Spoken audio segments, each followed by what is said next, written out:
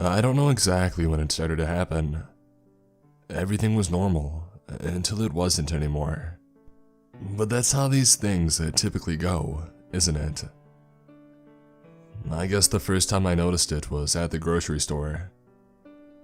I live by myself, so I don't need to buy groceries very often. About a week ago, I went to pick up a few things that I needed for the house. Everything was fine until I got to the checkout line. I normally try to get on Evan's line. I like that he always took extra care to pack the bread and eggs last so they wouldn't get smashed.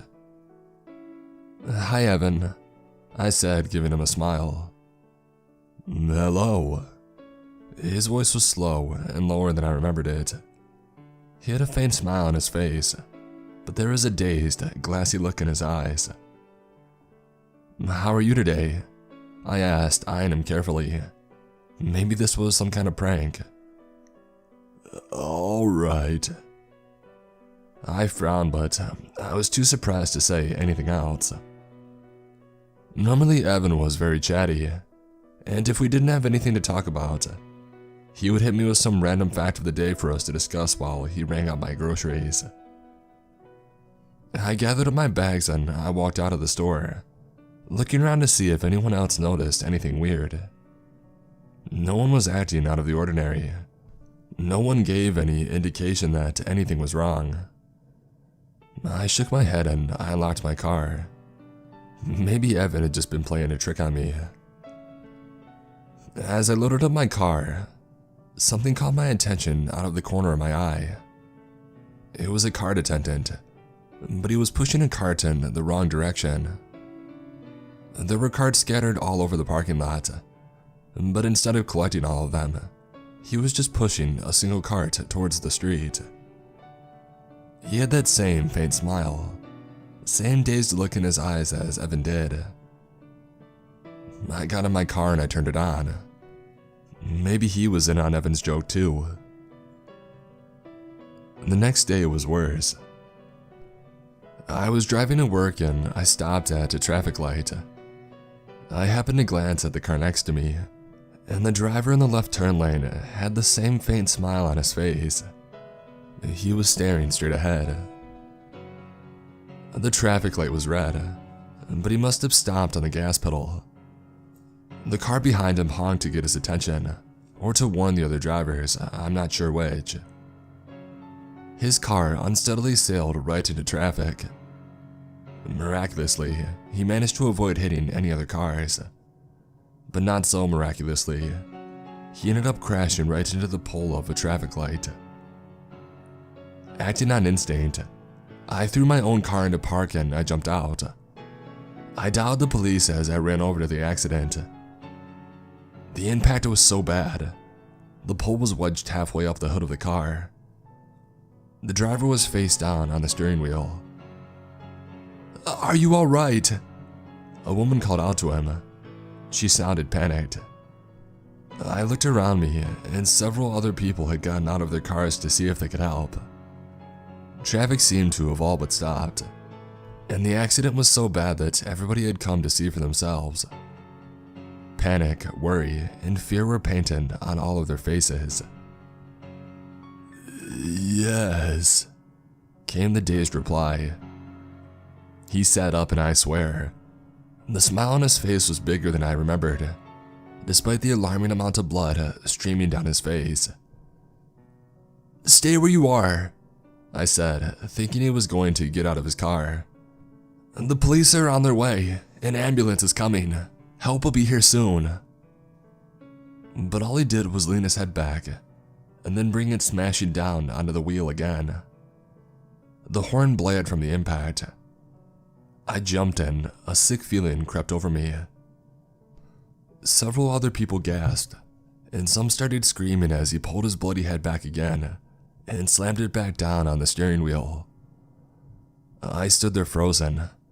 I didn't know what to do. I didn't want to touch him, but the scene in front of me was awful. Blood was starting to splatter everywhere, and each time he brought his head down on the wheel, it made a sick, wet, slapping noise. I turned away before I vomited, and I started to head back to my car. Halfway back, the sound of a car horn filled the air, and I could no longer hear the sound of him hitting his head against the steering wheel anymore. I feared the worst. I pulled my car off to the side of the road to wait for the police. I called work and I told them that I was taking a sick day. The events played over and over in my head. An unrelenting cycle of the dazed look, speeding car, the sound of the impact, the smile, the noise of the driver splattering his brains all over his car. After answering questions for what felt like hours, the police finally allowed me to go home, which is when I experienced the second weird thing that had happened that day. Above my house was a massive cloud. It seemed to stretch across the whole town, but I got a weird feeling when I looked at it, like it wasn't supposed to be there, like somehow it just didn't fit in. Weird, huh? I was standing on my lawn, looking up at the strange cloud, trying to figure out what was so off-putting about it. My neighbor, an older man who was starting to bald, came to stand beside me. He was alright, he didn't bother me too much, but he sure had some crazy conspiracy theories. Yeah, it's like it doesn't belong there, I said. It was difficult to describe. It was like a chameleon trying to blend in with its surroundings. If you didn't look too hard, you wouldn't even notice it. But once you really started to look at it, it wasn't quite right. It covers the whole town, he said, nodding. What do you mean?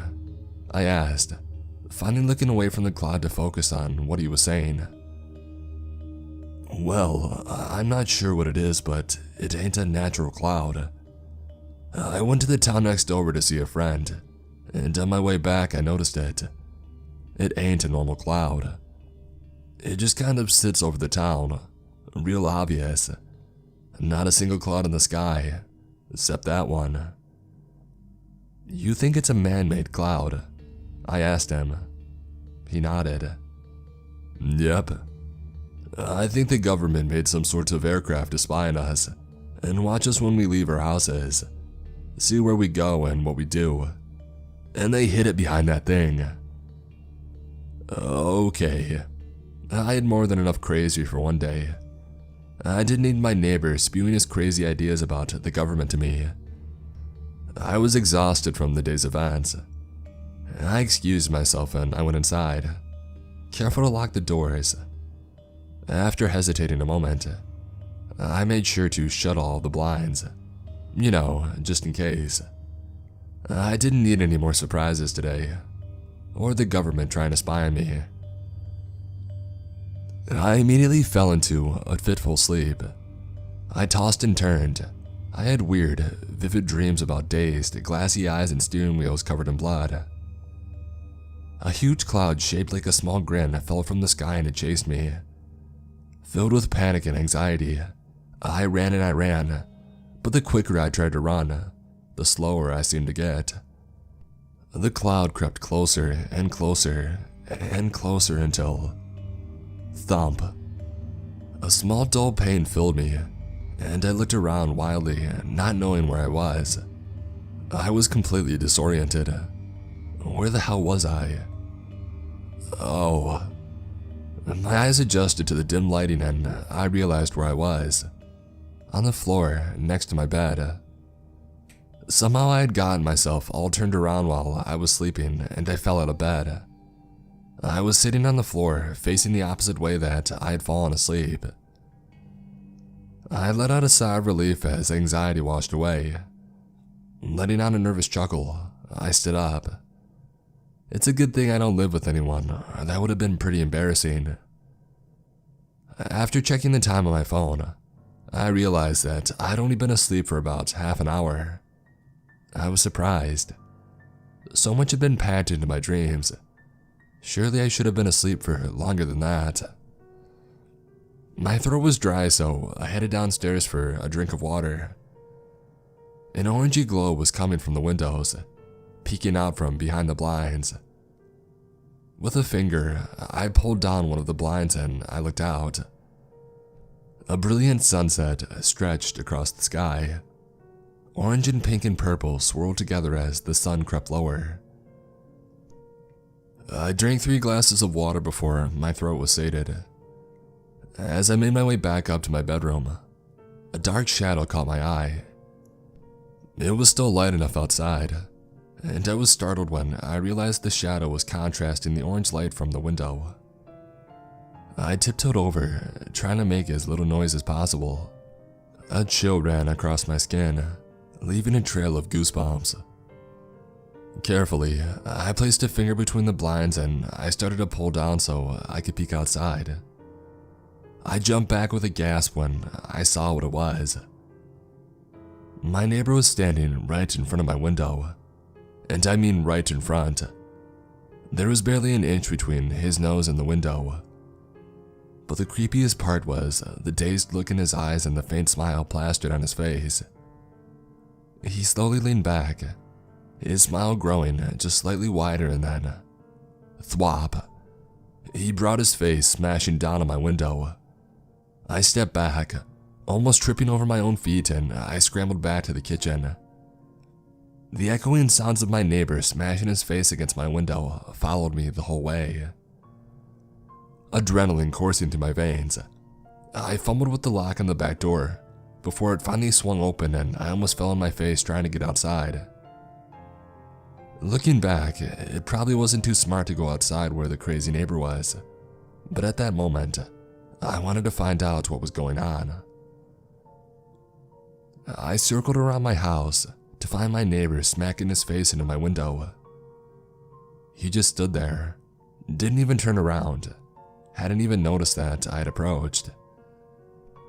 "Hey man, what are you doing? Stop it!" I shouted at him, trying to pull him away from the window. It was difficult to move him, like he had some kind of superhuman strength or he was filled with cement. "Just looking," came his reply.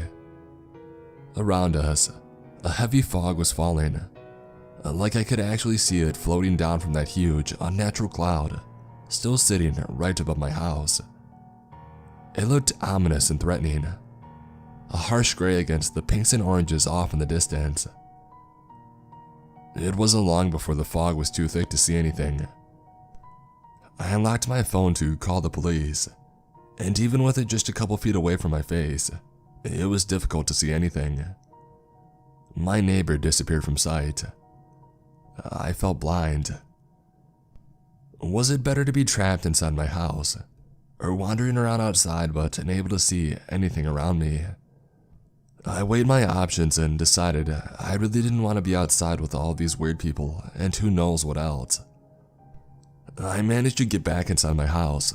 I locked the door and I wedged a chair under the door to keep out any unwanted visitors. It was eerily quiet inside my house. The banging on the window had stopped. While I dialed the police and I answered some questions, I crept back to the window my neighbor had been at earlier. There were some reddish smudges on the window, but he wasn't staring inside anymore. I had no idea where he went. The operator said that help would be on the way as soon as they could send someone, but they had been getting strange reports all day, and the fog was only making things worse. I sat down on the floor in front of my front door to wait. I had nothing else to do, and so I decided to check Facebook to see if anyone else was experiencing anything weird. No connection. I tried reloading the app. No connection. I tried loading up Twitter. No connection. I restarted my phone. While it rebooted, I restarted my router too. Once everything was back up and running, I tried again, but still nothing. A cold dread came over me. I tried sending a text to my sister. She didn't live here, but I could ask how she was doing to test the service. In the meantime, I dialed my mom. Nothing. Frowning, I pulled the phone away from my ear and I looked at it. No dial tone, no ringing. It was still sitting on the call screen. My heart dropped to my stomach. The icons at the top of my phone showed that I had no service. A notification popped up saying that I could only make emergency calls. I checked my text. A red exclamation point in a circle indicated that it hadn't been sent. I tapped it and the option to retry came up. I touched the retry button, but the text immediately failed again. I tried again. Failed. I tried again, spinning the retry option until I cried out in frustration. A sharp knocking broke through the silence and I jumped, my heart skipping a beat. I slowly rose off the ground and I peered through the peephole on my door. 2 officers in uniform were standing on the porch, but I found no relief. My heart sank again as I recognized the dazed look on both of their faces. "Hello?" I called out through the door. "Hello," came the reply from one. "Is everything okay?" The other one was talking now. I just wanted them to go away. I wanted them all to go away. "We're here to help." The first one called out again. A thump. I looked through the peephole just in time to see one of the officers smash his face into the door. I backed away slowly, ice-cold fear filling me. The door shook as they both started to bang their faces on it.